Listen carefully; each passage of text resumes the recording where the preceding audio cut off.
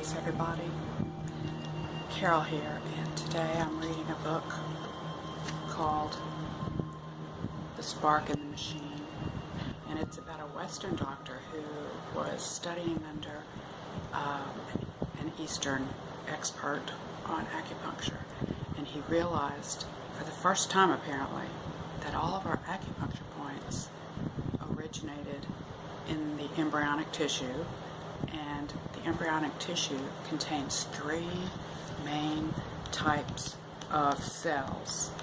They are, looking in my book, I wrote them in the margin, it's like the mesoderm, the mesoderm, the endoderm, and the ectoderm. And the field that studies these three types of cells that form in the fertilized egg, and that how these three types of cells form into morphological shapes that make up our organs, such as our heart and our liver and our kidney and our skin and our eyes and our everything.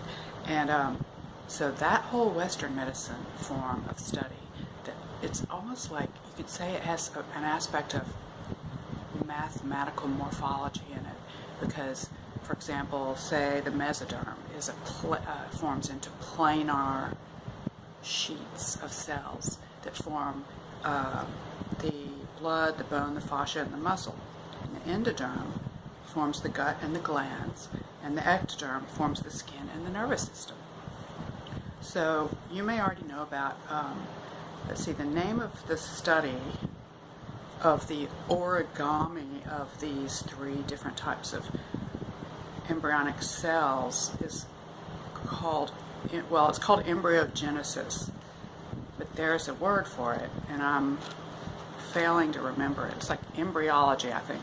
But anyway, so that's the premise of the Western doctor that's writing this book, is that, he already knew about this embryology thing with the three types of cells. And then when he was studying acupuncture, he learned that the acupuncture points can be traced to these three types of cells as they evolve. For example, in the arm, as the cells split from one bone into two bones, you get some regions where a lot of change occurs.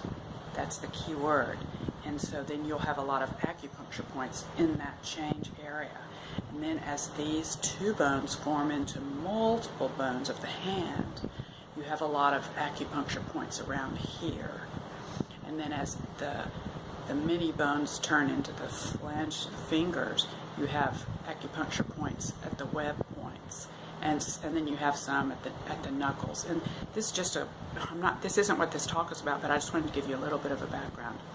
So this Western doctor got this big aha, and he did a whole thesis on it, and he wrote this book. Okay, now I'll probably have several talks on some insights that I get when I'm reading this book, and I've gotten a lot of insights, but this one I felt like I had to record it right away.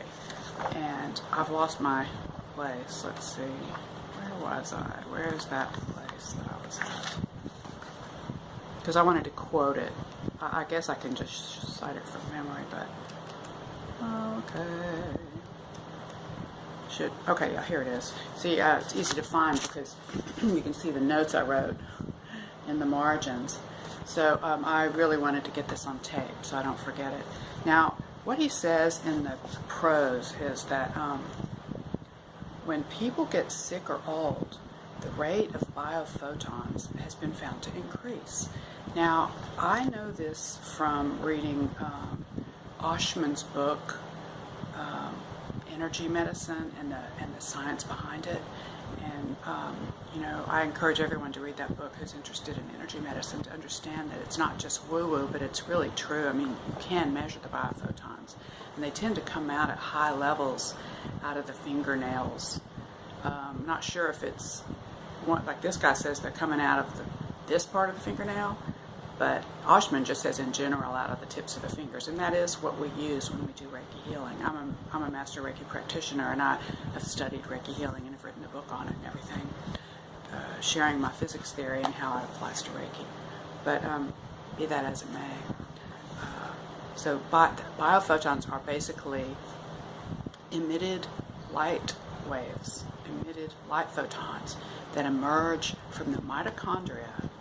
Now, the mitochondria live inside every cell of your body except for the blood cells, and they are the powerhouses that make our ATP that run our entire body. And so the most important thing you need to survive is your mitochondria to be continually cranking out ATP, and then at night you need to rest so that the cells can clean up the mess from the busy day in the kitchen of the mitochondria making ATP, because it generates toxins. It's kind of like when you cook in the kitchen.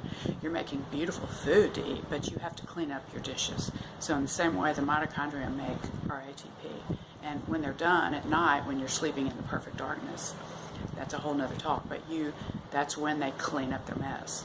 So that's why if you eat right before bed and go to sleep, your mitochondria still have to digest the food by cranking out a bunch of ATP energy to run the whole process of digestion, the digestion factory. And then they don't ever get to tuck their own kids into bed. They don't get to smoke their cigarette and have their glass of wine and watch their TV show and go to bed. They didn't get their routine in. So then you wake up with sort of like puffiness. That's the toxins that didn't get cleaned up.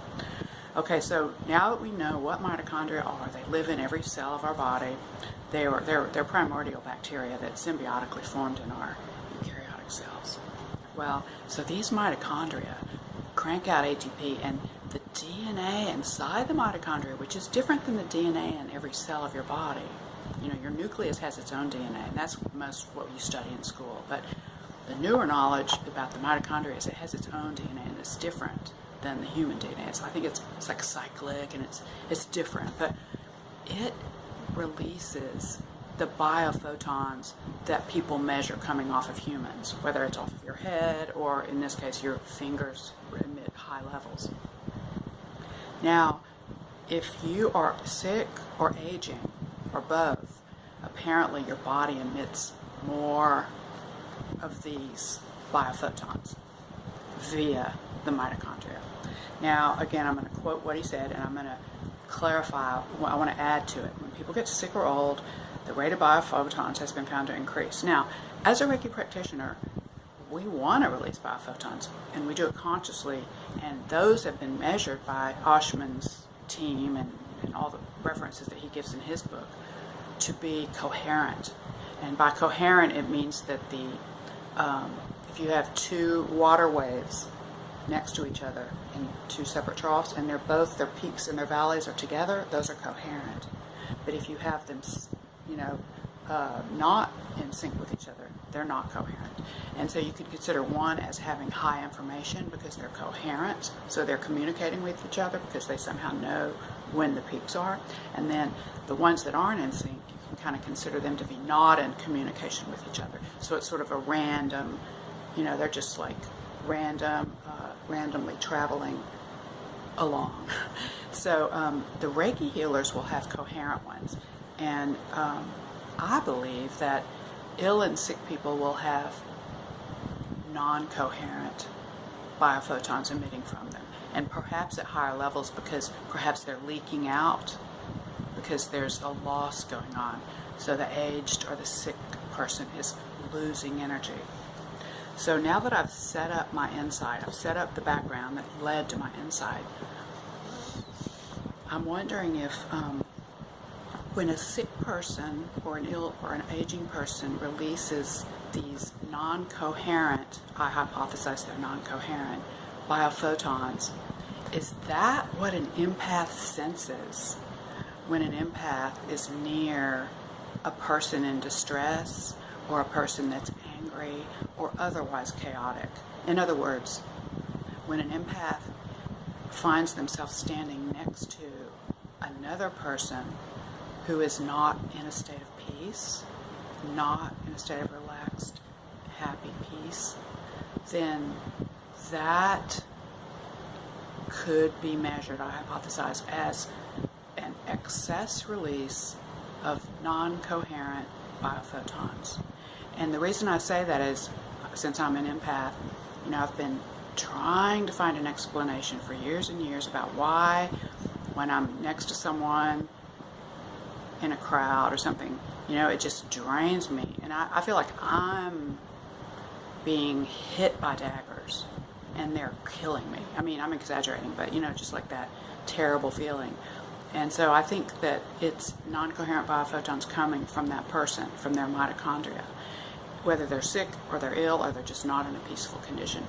On the other hand, when I'm standing next to or near someone, and by next to, I don't mean right next to me, they could be 10 feet away, like say I'm sitting at Barnes & Noble drinking drinking my matcha tea, and there's a very peaceful lady about 15 feet away, 10, 15 feet away, and she's tutoring a young girl, and they're very peaceful. They're talking in little whispers, and I can sense that, and I feel blissful. I'm resonating with that, because that's what empaths do. We tend to resonate with the people around us. That's how we can feel their pain, because whatever's around us, we have all the trauma from our childhood and all those low resistance pathways that we try to avoid. But when we're exposed to that negative feeling, we tend to start resonating with it. So we feel it. We feel the pain. So that's like it's not, I don't consider it a gift anymore, but it is a tool. And if you have it, you might as well try to do good with it. If you read someone, you can help them. If they're sick, you could be nice to them. That sort of thing. If you know what's going on, and don't assume they're doing it against you. Well, along with my thought process, I was thinking that the people that are peaceful are emitting coherent biophotons, and I sense those, and then I might be I'm either resonating with their electromagnetic field from their heartbeat, their brainwaves, and or their biophotons. There's no way that I could know which one it is, but I'm hypothesizing that I'm collecting the probable reasons why I can feel it. And it's always good to know, or to know about physics and biology and stuff, so that you can have a possible explanation. So that way now, when I'm starting to feel it more and more, and I have these possible hypotheses, I can start to hone in on which hypothesis is the most probable hypothesis. And then if I ever get an opportunity, or I can measure it in a laboratory, or I can at least write a white paper and someone else can go, I'm going to measure this, and then they'll measure it, and then we can learn from each other. So then as I ask the question, okay, so I kind of like right now, that's my working hypothesis. I believe that the sick and the ill people and the angry people emit incoherent biophotons, in addition to their erratic electromagnetic fields coming from their heart and their brain. I'm not talking about that in this talk. I'm more talking about the biophotons, but really we emit all sorts of things, and that's why you might say, oh, we have ESP, but we have an amazing body with amazing complexity, or a bundle of electromagnetic patterns, and so we can read stuff around us. Maybe some people read the biophotons better than the electromagnetic waves. Maybe some people read the electromagnetic waves better than the biophotons. Maybe some people do both, and maybe some people, like the meditators of the world, the gurus, maybe they've spent a lifetime meditating and they have such control over their own body's emission of biophotons that they can emit what's called killing chi, which I hypothesize is intentionally produced chaotic biophotons coming out of the mitochondria of the hands. And I personally can't do that. I haven't practiced. I don't particularly have a desire to learn to do that. But the high practitioners, once they get above a certain level, then they learn how to do it. They don't necessarily do it, but they understand it. Because it's part of the knowledge process. You have to understand all aspects, the yin and the yang of your theory. You can't just know how to do good. You need to know how to do bad so that you can know not to do that. One of the examples in this book was that a young doctor, was treating a patient that had gone into cardiac distress, whether it was cardiac arrest or something, but had a heart issue, and they were in the emergency room. And so she took blood and she pulled it from a certain acupuncture point that drew chi out of the heart. And since the heart was already weak, it's like that was the last straw. and that did harm, and the person immediately flatlined as soon as she put the needle into that spot. And so then the guy that wrote this book explains that what that was. It was accidentally, because that Western practitioner didn't know anything about acupuncture, she accidentally put it in a point that hurt the person and killed them. And so that would be a good reason to be aware of acupuncture, even if you're not an acupuncture physician, so that you can know that there's energy channels that you don't want to disturb in certain situations. And you can then maximize your Western practitioner effectiveness and not cause someone to flatline just when you're taking a random sample of blood. Okay, so back to my insight.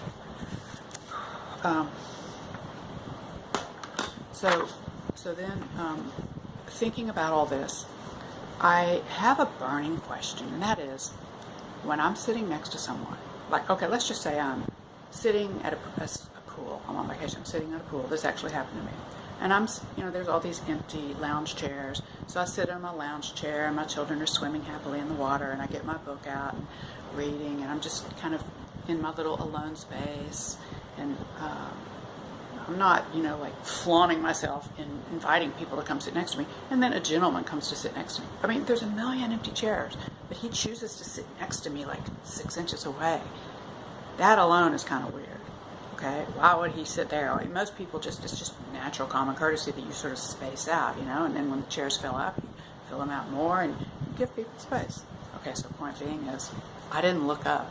I just kept reading, and I was kind of like trying not to show my anger.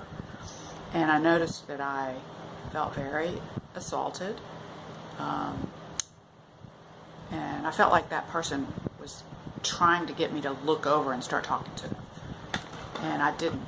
And they didn't say anything to me, but they were just like, I could just sense daggers coming out of them. And I didn't do anything. I was just sitting there, and I never moved a muscle. I was just continuing to read, trying to concentrate on my book, trying to not, give or take energy from that person. And then I said, okay, I'm gonna just protect myself with a waterfall of beautiful chi. So I imagined this torrential waterfall running over my body, and so that anything in me would be washed down to the earth. I would be grounded, and I would be getting the beautiful chi from heaven. And then that person I would just become invisible. But what happened was, and this has then since happened like dozens of times, it just never works for me. Every time I do that, the person abruptly gets up and walks away like they're afraid. Like I sent daggers to them. They never understand that. But now that I have like a toolbox of hypotheses, what I think is happening is that the daggers that he was sending me, whether it was because he was trying to manipulate me to pay attention and talk to him. I didn't even see his face. That's what I mean. I didn't even look up. Either he was sending daggers because I wasn't looking at the person and going, hi, what are you doing? How are you doing? Blah, blah, blah. You want to go out tonight? Whatever. Because I wasn't doing that, that person was trying to manipulate me. So that in itself was daggers or weird electromagnetic patterns. And then I think that I resonated with that. So that manipulated energy made me feel like I needed to manipulate something, which I was trying to do that waterfall. But that means that I was also making daggers. I was also emitting chaotic biophotons from my body. And that person felt the same yuckiness that I felt from that person. And so for some reason, I think that you can't hide that. If someone's making you feel icky, you feel icky, and you can't hide it. Your body is going to release. My hypothesis is your body is going to release chaotic biophotons. Or your body is going to release unpleasant electromagnetic fields, whether it's that or from a brainwave or your heart. But I kind of think it's the biophotons. And anyway, I'm not asking you to believe me. I'm just making a record for my journal here. I'm asking the question, proposing it, and I'm thinking, is there a way to measure this? I mean, we can measure biophotons. So is there a way to set up these scenarios to where you kind of train people? Okay, now I want you to generate a negative mood. Oh, wow, that sounds like a fun experiment. But, and then see if these biophotons can be measured. with sensors, close to your skin or something, that would confirm what was going on. Because we empaths are getting more and more in number on Earth, and we need to understand this sensory power that we have, so that we can utilize it for good, and also so that we can avoid harming ourselves and others. Because I think empaths also tend to emit a lot of these chaotic biophotons, and that is what weakens the empath. Because if the old and the aging and the sick person leaks a lot of these chaotic biophotons, that makes them weaker. And because when you're sick, you sort of feel terrible, and maybe you're sick because you're emitting these biophotons, or maybe the biophotons are being released because you're sick, or maybe they just happen together naturally, like as a co-creation type of activity. And if we could understand this, then we could understand how important is it to avoid crowds, for example. Is there a way to protect ourselves? Can I work a job with people around? Can I somehow invent armor that will hold in my biophotons? But if that's it, are my negative biophotons, meaning my chaotic ones, incoherent ones, going to then be reflected back into me? Or can I put something around my body that absorbs those biophotons, like some black body material, like crushed tourmaline in fabric? They do sell that in China. And that would be like one possible. I might just test that on my own, since I don't have access to the biophoton measuring equipment. I might just, based on my hypothesis, wear crushed tourmaline containing fibrous clothing to see if it either absorbs the negative photons coming in or absorbs the negative photons going out. So that's a thought. Now, this is like one of the most speculative talks I've ever given, and I'm sensing some negative biophotons coming from some of the listeners that are like, oh my God, she's, as someone put it in one of my physics hypotheses videos, she's talking out of her ass. I thought that was so funny, because I talk out of my mouth. I don't know about you, but I don't know, just that was kind of weird to say that. Well, I think I've recorded my thought, and I will now close by wishing you well, and may you find the answers on your journey, and may you have fun in the search. Peace, everybody.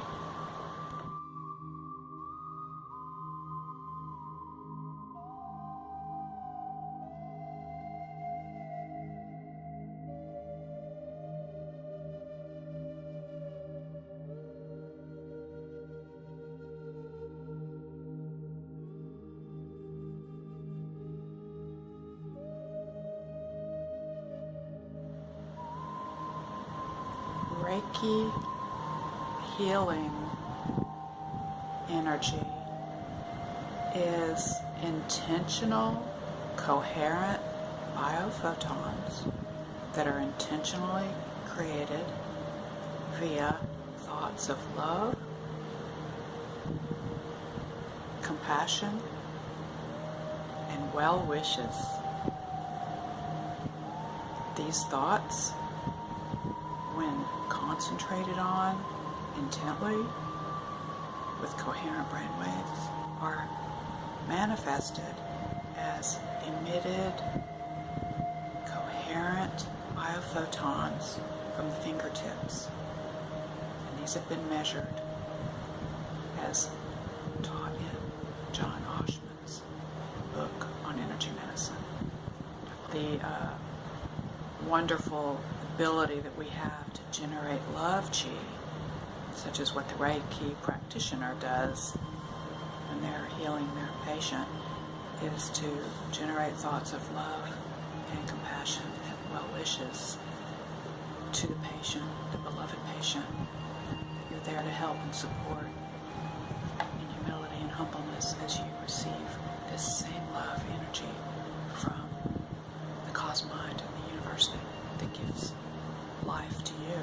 You're so thankful for that, and then you ask the universe to help you channel that wonderful life energy through you into this loving, deserving, wonderful person that you want to help heal in the best way possible. And this act of healing another, if you're properly generating thoughts of love, and if you've trained in meditation and you can have that intense focus and get yourself into that, either the alpha peaceful state of the brain waves firing in coherent alpha waves, or if you're very, very skilled, you may be then energizing it up to this high beta state, which is a rare state that many of the high masters are able to obtain when they're praying and or doing healing. Those are both states where you can generate coherent photons out of your hands that are very beneficial, not only to your client, but also to you. So that's something that I wanted to